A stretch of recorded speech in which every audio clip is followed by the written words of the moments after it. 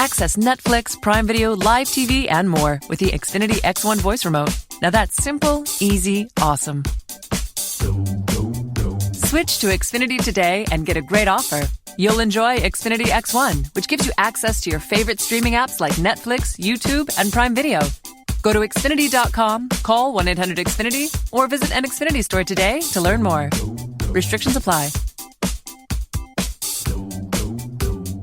Question the harm that words can do. Question a relationship centered on texting. Question if a teenager really could drive her boyfriend to take his own life. Question her motive. Love or power? Question the verdict. Question free speech. Question your version of events. Question everything. I Love You Now Die, The Commonwealth vs. Michelle Carter. Watch it now on Sky Crime, the new home of true crime. Approaching Steel Plaza. Please stand clear of the doors.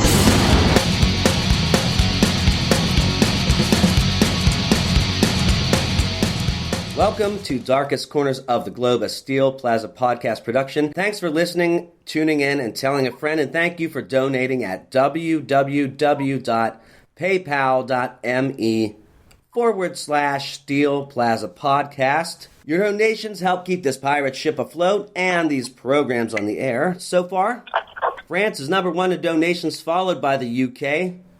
Crickets from the US, hopefully they'll jump aboard. So today, on our dark and mysterious journey of independent music, from the great state of Georgia, named after King George II and known as one of the original 13 colonies in the United States, we will be joined by Justin Goodson from Days to Come. Justin, can you lead us to salvation and guide us down a righteous path? Absolutely. Thank you so much for having me on this podcast. You're amazing, and I appreciate all the support that you give indie artists everywhere. Thanks so much, Justin. So, Days to Come, let's talk about it, man. The music is so good, and I can't put my finger on it, of what it could possibly stem from. I hear a lot of, and this might be just me, but it sounds to me a little bit like Coheed and Cambria, a little bit like Rush. Where do your influences come from? So, Brandon and I have been together for years, the guitar player, and we try to combine a lot of things that we both enjoy, but vocally, I'm a child of the 80s. Not that I was around during the 80s, but I just love the music of the 80s, and that's kind of what I was raised on. So a lot of high soaring vocals, like in Rush or Led Zeppelin, White Snake, and it's just trying to keep that alive, I guess. It kind of came a little natural to me to do that, and it's just a lot of fun. So, but yeah, we're working all over the place, within the rock genre. Brandon loves a lot of prog type bands, and we try to fuse, some different influences that we have into a commercial type package. Yeah, and it's absolutely amazing to hear that from Georgia, because when people think of the state of Georgia, everybody wants to run to, that's REM. That's where REM's from. And I think REM's bullshit. Your thoughts? No comment. No comment on REM's bullshit. I mean, I think there's so many great bands from Georgia that just get overlooked, and I think that they're in the shadow of something that used to be. There's a great band, and they've been around for, I think, since 2011. I might be wrong on that, and they're called Deer Hunter, and they're from Georgia, and they're just so good. But you never hear about bands like that or bands like Days to Come because it's overshadowed by a band that once was from Georgia, which is REM. Yeah, and that's kind of the struggle of being an independent artist, We don't have the large, big resources that a lot of these major label bands do, or bands that were, from 10, 15, 20 years ago, because the game has changed, and the way the industry works is different than it used to be. And it is difficult for an independent band to survive in this market, but also I believe that we're in the golden age of independent music, because now, for the first time ever, we are able to do everything pretty much completely on our own. And that's really awesome. It's really encouraging. It also makes it incredibly difficult.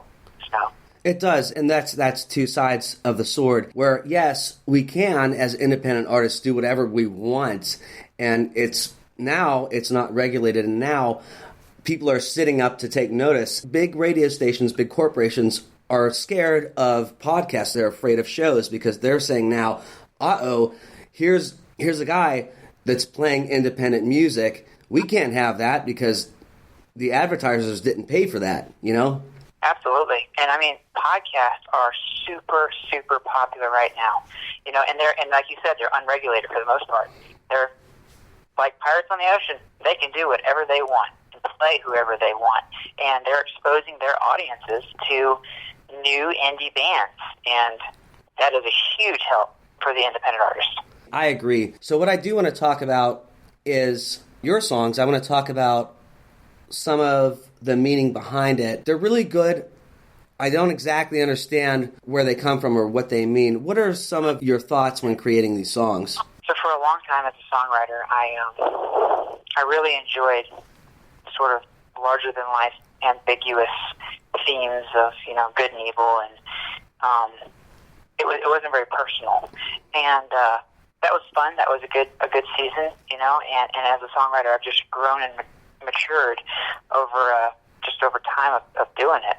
And recently, the songs have become more personal. You know, so Siren, our first single of this year, came out in January, and then Wolves, which I believe came out in June.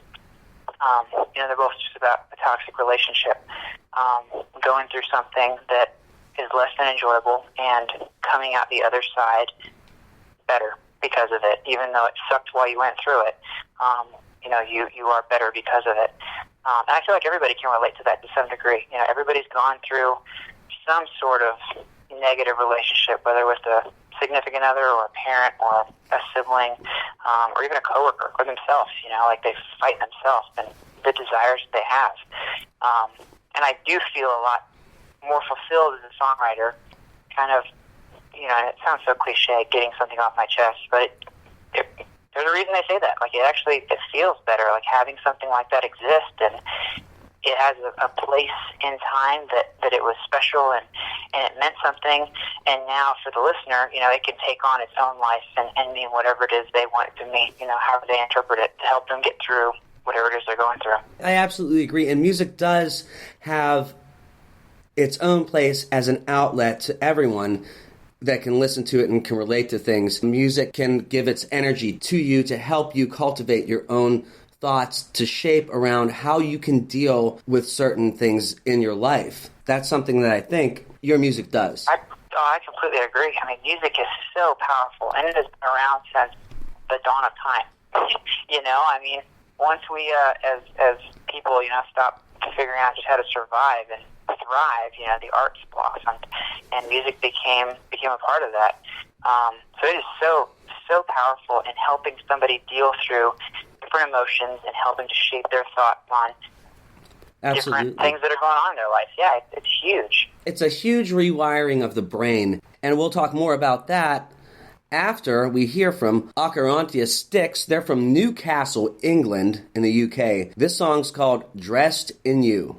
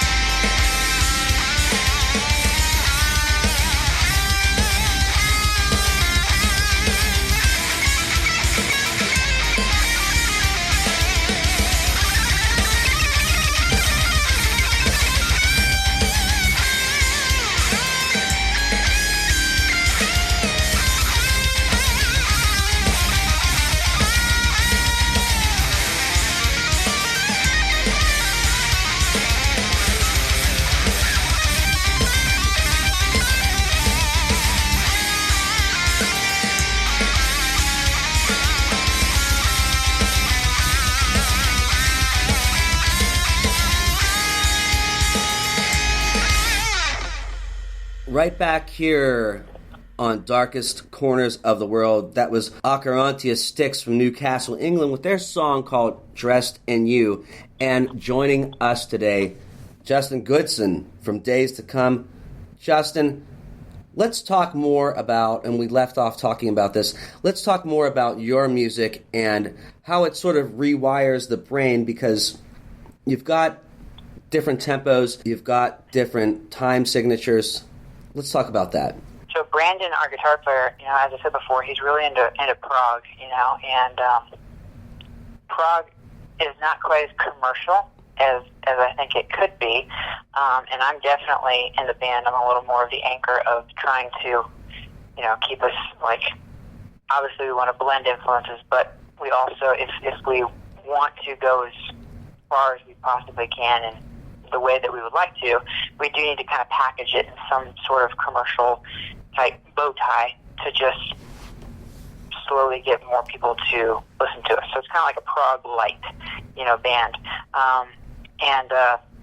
So we do have some different time signatures, some different BPMs and different tempos, which isn't super out there as far as a lot of bands are concerned, but it's, as a commercial band, they definitely really don't veer far from 4/4 or 3/4. So yeah, absolutely. I grew up listening to Caress of Steel from Rush, and that is so unrelatable to a lot of people, But it's really, that's, I love being